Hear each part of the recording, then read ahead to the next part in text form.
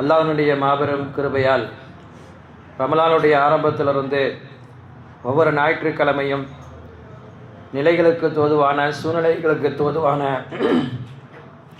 முக்கிய சட்டத்திட்டங்களை குறித்து பார்த்து வருகிறோம். அதன் அடிப்படையில் இன்று ரமலானுடைய கடைசி தினங்கள் இன்னும் ஒரு சில நாட்களில் இருக்கக்கூடிய இந்த சூழ்நிலையில் ரமலானை முடிப்பதற்குரிய ஒரு மாபெரும் அமலை குறித்து பார்க்க இருக்கிறோம். எதை கொண்டு நாம் ரமலானை முடிப்பது? பெருமானார் ஸல்லல்லாஹு அலைஹி வஸல்லம் சொன்னார்கள், ரமலானுடைய கடைசியில் நீங்கள் அல்லாஹ்வின் பக்கம் அதிகமாக மீளுங்கள். அதனுடைய கடைசியில் அல்லாஹு தஆலா உங்களுடைய பாவங்களை எல்லாம் மன்னிக்கிறான் என்றார்கள். சஹாபாக்கள் கேட்டார்கள், யா ரசூலுல்லாஹ், ரமலானுடைய கடைசி என்றால் அது லைலத்துல் கத்ர் இரவு தானே என்று கேட்டார்கள்.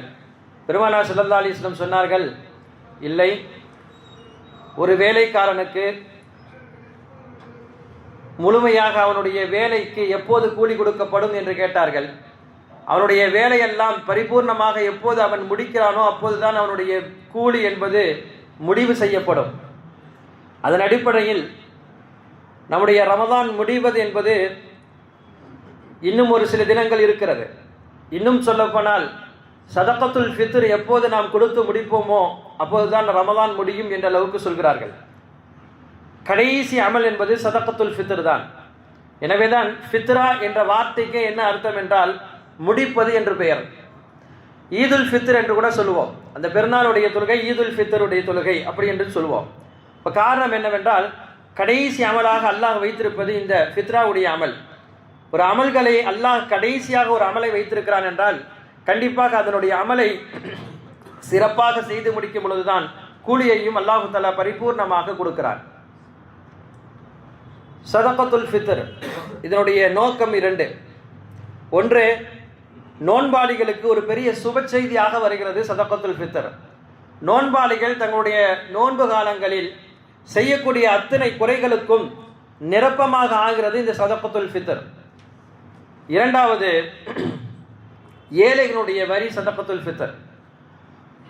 இதை நாம் சரியாக கொடுப்பதற்கு கடமைப்பட்டிருக்கிறோம். பொதுவாக சதக்காவுக்கே ஏராளமான நன்மைகள் காண கிடைக்கிறது.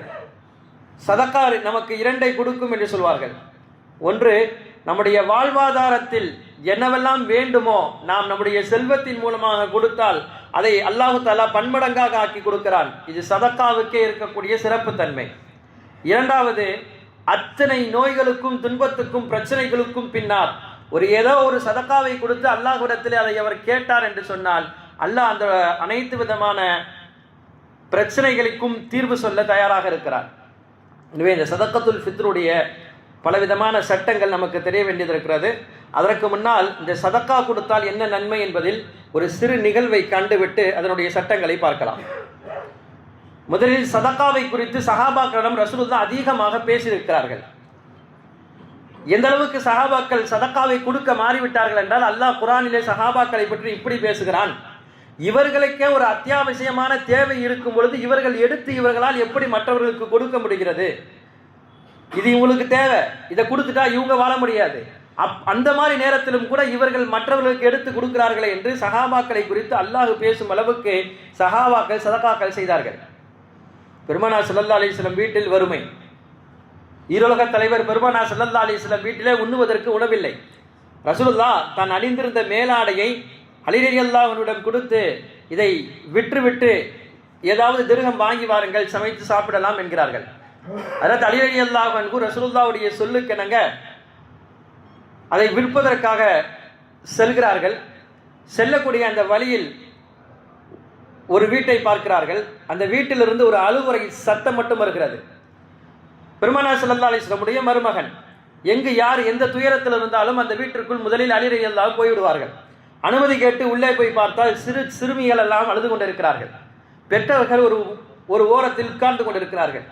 என்ன ஆயிற்று என்று கேட்கும் பொழுது சொன்னார்கள், இல்லை, எங்கள் வீட்டிலே 2-3 நாட்களாக உண்ணுவதற்கு உணவில்லை, பிள்ளைகளுக்கு நாங்கள் தண்ணீரை கொடுத்தே வைத்திருக்கிறோம், தற்போது உச்சகட்ட பசியினால் எங்கள் பிள்ளைகள் எல்லாம் அழுதுகிறது என்று சொல்லும் பொழுது பார்த்த அலி ரலியல்லாஹு அன்ஹு அதை தாங்கிக் கொள்ள முடியவில்லை. இங்கேயும் அவருடைய பிள்ளை வீட்டிலே உணவுக்காக ஏங்கி கொண்டிருக்கிறது. இருந்தாலும் அலி ரலியல்லாஹு அன்ஹு இந்த சூழ்நிலையை, அவருடைய கண்களில் வறுமை திண்டாடுகிறது என்ற பார்த்த சூழ்நிலையை தங்களால் தாங்கிக் கொள்ள முடியாமல் தான் கையில் வைத்திருந்த 6 திரகத்தையும் கொடுத்து விடுகிறார்கள். கொடுத்து அலி ரலியல்லாஹு அன்ஹு அடுத்து என்ன செய்வது என்றாமல் செய்யாமல் வீட்டுக்கு திரும்புகிறார்கள். ஏன்னா வச்சிருந்தது 6 திரகம், அதில் வச்சு தான் ஏதாவது வாங்கிட்டு வந்து வீட்டில் சமைக்கலாம்னு இருந்தாங்க. அதையும் கொடுத்துட்டாங்க. வேற வழி இல்லை, வீட்டுக்கு திரும்புவோம், நடந்ததை சொல்லுவோம் என்று வீட்டுக்கு வருகிறார்கள். வரக்கூடிய வழியிலே ஒருவர் ஒட்டகத்தை கொண்டு வருகிறார். கேட்டார், என்ன அலி வெறுங்கையாக போகிறீர்களே, எனது ஒட்டகம் நல்ல ஒட்டகம், இந்த ஒட்டகத்தை நீங்கள் வாங்கிக்கிறீர்களா என்று கேட்கிறார். அலி ரலியல்லாஹு சொன்னார்கள், வாங்குவதற்குரிய எந்த விதமான பணமும் என்னிடத்தில் கிடையாது, நான் வெறுங்கையாக இருக்கிறேன், எப்படி வாங்க முடியும்? வந்தவர் சொன்னால், பரவாயில்லை அலி, நீங்கள் நினைத்தால் உங்களுக்கு எப்போது பணம் வருமோ அப்போது கொடுங்கள், இப்போது வாங்கிக் கொள்ளுங்கள், ஆனால் கொடுக்கக்கூடிய தேதியை மட்டும் சரியாக சொல்லிவிடுங்கள் என்று சொன்னார்.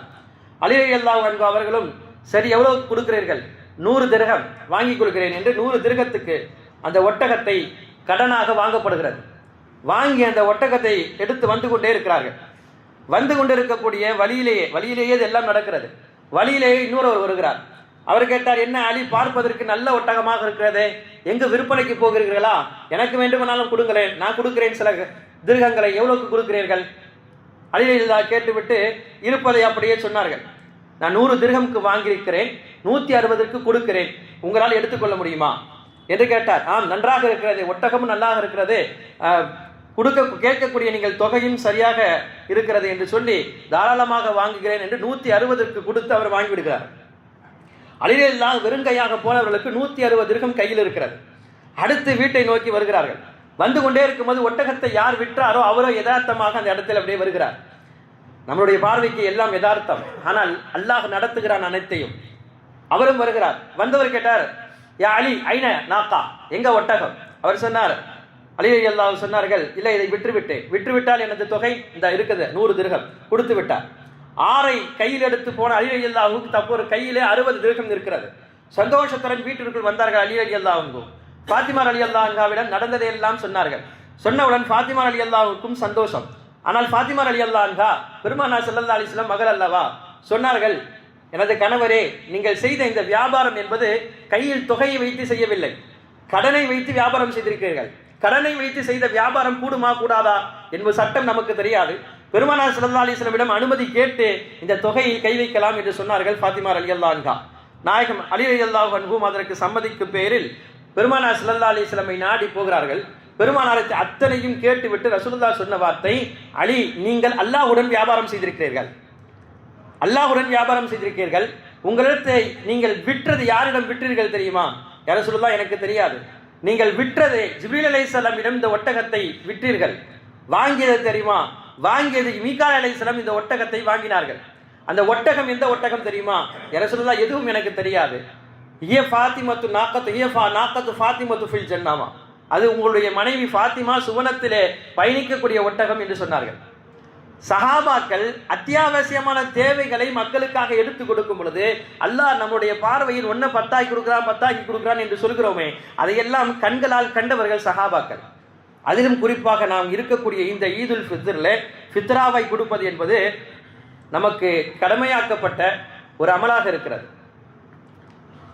ஈதுல் ஃபித்ரில் ஃபித்ராவுடைய இந்த தொகையை கொடுப்பது என்பது ஒவ்வொரு இஸ்லாமின் மீது உள்ளான ஒரு சுன்னத்தை முஅக்கதா. சொல்லப்போனால் எந்த அளவுக்கு என்றால், இஸ்லாம் என்ற இந்த மார்க்கமே எப்போதுமே ஆன்மீகத்தை மட்டும் எடுத்து சொல்லாது. அல்லாஹ்வை வணங்க வேண்டும் என்று சொல்ல வேண்டும், அடுத்து சொல்லும் வழங்க வேண்டும் என்று சொல்லும், அடுத்து மக்களுடன் இணக்கமாக நடக்க வேண்டும் என்று சொல்லும். இந்த 3ஐயும் சேர்த்தது தான் இஸ்லாம். வெறுவனே நான் வணங்குவேன் ஆனால் யாருக்கும் வழங்க மாட்டேன் என்று சொன்னாலோ, இல்லை நான் வழங்கவும் செய்வேன் ஆனாலும் யாருடனும் இணக்கமாக நடக்க மாட்டேன் என்று சொன்னாலோ அவர் உண்மையான முஸ்லீமாக ஆக முடியாது. இந்த 3ஐயும் மொத்தமாக கொண்டு வருவதுதான் இஸ்லாத்தினுடைய அடிப்படை சட்டம். அப்படித்தான் அல்லாஹ் நோன்புகளையே ஆக்கியிருக்கிறார். ஆரம்ப கட்டமாக இந்த ஃபித்ரா யாரின் மீது கடமை? அபூ ஹனீஃபா ரஹ்மத்துல்லாஹி சொல்கிறார்கள், யாரெல்லாம் ஜகாத்துக்கு தகுதியானவர்களோ அவர்களுக்கெல்லாம் ஃபித்ராவும் கடமை. அதே போல யாருக்கு கொடுக்க வேண்டும் அதே சட்டம் தான். யார் ஜகாத்தை வாங்க தகுதியானவர்களாக இருக்கிறார்களோ அவர்களுக்கெல்லாம் ஃபித்ராவை கொடுப்பதும் கூடும். இது அபூ ஹனீஃபா ரஹ்மத்துல்லாஹி. ஷாஃபி ரஹ்மத்துல்லாஹி கொஞ்சம் இதை விட ஏற்றமாக சொல்கிறார்கள். இது ஜகாத் இருப்பவர்களுக்கு, ஜகாத்துக்கு யாருக்கு கடமையோ அவர்களுக்கு மட்டும் கடமை கிடையாது. அதையும் தாண்டி அன்றைய தினத்திலே, ஈதுல் ஃபித்ருடைய தினத்திலே தனது தேவைகளெல்லாம் போக மீதமாக இருக்கக்கூடிய தொகையிலே அவரால் கொடுக்க முடியும் என்றால், மீதமான தொகையிலே ஃபித்ராவை கொடுக்க முடியும் என்றால் அவருக்கு ஃபித்ரா கொடுக்க வேண்டும். அவர் ஃபித்ரா கொடுக்க வேண்டும். தன்னுடைய சுய தேவைகள் எல்லாம் போய் நல்ல ட்ரெஸ் எடுக்கலாம், பிள்ளைகளுக்கு ட்ரெஸ் எடுத்துக்கலாம், பெற்றோர்களுக்கு கொடுக்கலாம், எல்லாம் கொடுக்கலாம், எல்லாம் கொடுத்து மீதமாக கண்டிப்பாக இருக்கும்ல எல்லார் வீட்லையும். அப்போ அந்த மாதிரி மீதமாக இருக்கக்கூடிய தொகையிலே அவர் இந்த ஃபித்ராவை நிறைவேற்ற வேண்டும். ஃபித்ராவுடைய அளவு என்ன நமக்கு தெரியும். அபூ ஹனீஃபா ரஹ்மத்துல்லாஹி சொல்றார்கள் 1 கிலோ 633 கிராம் அரிசியோ கோதுமையோ கொடுப்பது. சொல்லப்போனால் 1.25 என்று வைத்துக் கொள்ளலாம், இல்லை அதிகபட்சமாக 2 வைத்துக் கொள்ளலாம். அதாவது 1 633 ஒன்றை ஆக்கிடக்கூடாது. அதிகமாக எவ்வளவு கொடுத்தாலும் இது ஏற்றமானது, ஆனால் குறைப்பது ஒரு இன்ச்சளவு கூட குறைக்கக்கூடாது.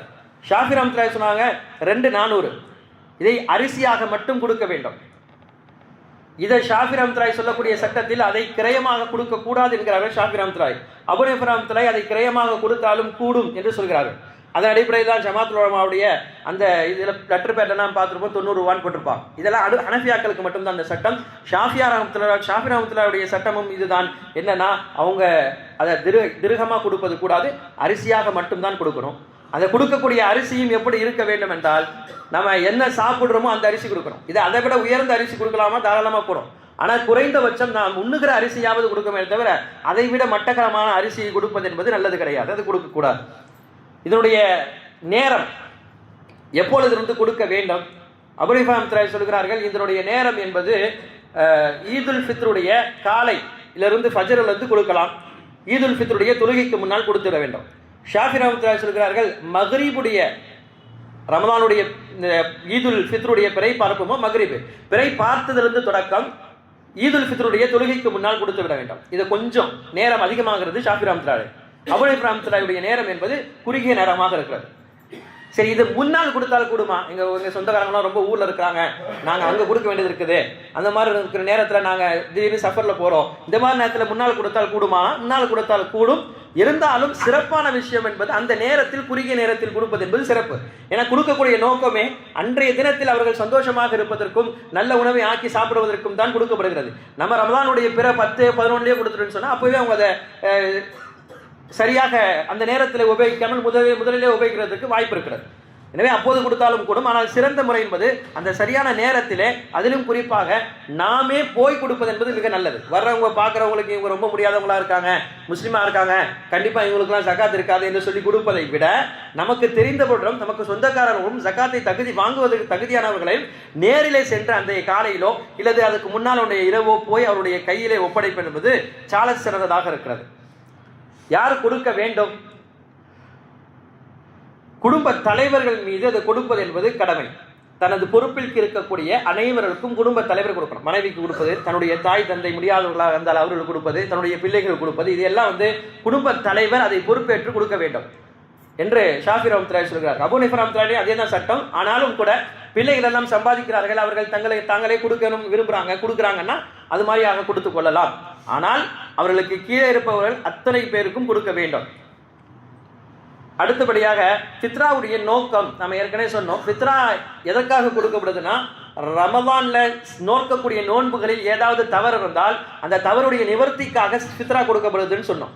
அப்ப இதை நம்ம யோசிச்சுக்கிட்டு, அப்போ ஒருத்தர் நோன்பே வைக்கல, வயசானவர், அவர் நோன்பு வைக்கல, முடியாத காலத்துல நோயாளியா இருக்காரு, அவருக்கே சதக்கா தான் கொடுக்கப்பட்டுச்சு, இப்ப அவரு ஃபித்ரா கொடுக்க தேவையில்லையா அப்படின்னு நினைப்பது உண்டு. அப்படி கிடையாது. ஃபித்ரா என்பது தனி அமல், நோன்பு என்பது தனி அமல். எனவேதான் குழந்தைகளுக்கும் கூட இந்த ஃபித்ராவை கொடுக்கணும். அன்றைய பிறந்த குழந்தைகளுக்கும் கூட அந்த ஃபித்ராவை கொடுப்பதற்கு காரணம் என்னவென்று சொன்னால், ஃபித்ரா என்பது அதன் உடைய பொறுப்பாளிகள் கொடுப்பதனால் அந்த குழந்தைகளுக்கும் கொடுக்க வேண்டும். நம்ம ஆரம்பத்திலிருந்து ஒரு சட்டம் சொல்லிட்டு வந்தோம், போன வாரம் அதுக்கு முந்தின வாரம்லாம். பொதுவாக அபூ ஹனீஃபா ரஹ்மத்துல்லாஹி சொல்லக்கூடிய சட்டம் எல்லாமே அவர் வயதுக்கு வந்த பிறகுத்தான் அவர் செய்ய வேண்டும், அது கடமை என்று சொல்வார்கள். ஷாஃபி ரஹ்மத்துல்லாஹி சொல்லுவாங்க, அப்படிலாம் கடமை கிடையாது. அவர் பொறுப்புல யார் வச்சுக்காரோ, ஒரு பைத்தியகாரமா இருக்கலாம், இல்ல வயதுக்கு வராம இருக்கலாம், பொறுப்புல இருந்தா பொறுப்புதாரிகள் கொடுக்க வேண்டும் என்று ஷாஃபி ரஹ்மத்துல்லாஹி சொல்லிக் கொண்டே வருவார்கள். அபூ ஹனீஃபா ரஹ்மத்துல்லாஹி சொல்வார்கள், பொறுப்புதாரிகள் தான் கொடுக்க வேணாம், அவருடைய அத்தனை சட்டங்களும் அவருடைய வயதுக்கு வந்த பிறகுதான் அவருக்கு கடமையாகுது என்று சொல்வார்கள். இந்த ஃபித்ராவில் அது கடமை கிடையாது. 2 பேரும் சொல்லக்கூடிய ஒரே ஒரு சட்டம் ஃபித்ராவை பொறுத்தவரையும், சிறு குழந்தையாக இருந்தாலும் அதை பொறுப்பில் ஏற்பவர்கள் கண்டிப்பாக கொடுக்க வேண்டும். கடைசியாக இந்த ஃபித்ராவை எப்படி கொடுக்கலாம்? சில பேர் ஒரே ஆளுக்கு, நம்முடைய வீட்டில் 10 பேர் இருக்காங்களா, 10 பேருடைய தொகைக்கும் ஒரே ஆள் கொடுத்துடலாமா, இல்லை ஒவ்வொரு காலாக கொடுக்கணுமா என்பதை பற்றியில் எப்படி வேண்டாலும் கொடுக்கலாம். ஒரே ஆள் கொடுத்தாலும் சிறந்தது. இல்லை நான் ஒரே ஆள் கொடுக்கல, எனது தேவைக்காக வேண்டி ஒருத்தவங்களுக்கு கொடுக்குறேன், இன்னொருத்தவங்களை எங்களுடைய வீட்டில் அவங்க வேற ஆள் கொடுக்க ஆசைப்படுறாங்க, தாராளமாக கொடுக்கலாம். ஆனால் மொத்தத்தில் கொடுப்பது என்பது கால அளவுக்குள், குறிப்பாக ஈதுல் ஃபித்ருடைய தொழுகைக்கு முன்னால் கண்டிப்பாக கொடுத்து விட வேண்டும். யாராவது அப்படி கொடுக்க முடியவில்லை என்றால், நான் கொடுக்கல மறந்துட்டேன், இந்த மாதிரி ஆயிரத்து ஆகக்கூடாது. அப்படி மறந்து விட்டது முடியல என்ற பட்சத்தில் ஈதுல் ஃபித்ர் பின்னாடியும் கொடுக்கலாம். அப்படி கொடுக்கலாம் என்ற அர்த்தம் என்பது ஃபித்ராவாக அது நிறைவேறாது, சதக்காவாக நிறைவேறும். எனவே மறந்து விடாமல் கடைசியாக ரமதானை முடிக்கக்கூடிய அமலாக அல்லாஹ் இந்த ஃபித்ராவை ஆக்கியதனுடைய அர்த்தம் என்னவென்றால், ரமதானை நாம் பரிபூர்ணமாக முடிப்பதற்குரிய ஏதுவாக அல்லாஹ் ஃபித்ராவை ஆக்கியிருக்கிறார். எனவே அந்த ஃபித்ராவுடைய விஷயத்தில் மறந்து விடாமல் நம்ம பொறுப்பில் இருக்கக்கூடிய அத்தனை பேருக்கும் சரியாக ஃபித்ராவை கொடுக்கக்கூடிய பாக்கியத்தை நம் அனைவருக்கும் அல்லாஹ் தருவானாக. வாக்கிறது அல்ஹம்துலில்லாஹி ரப்பில் ஆலமீன்.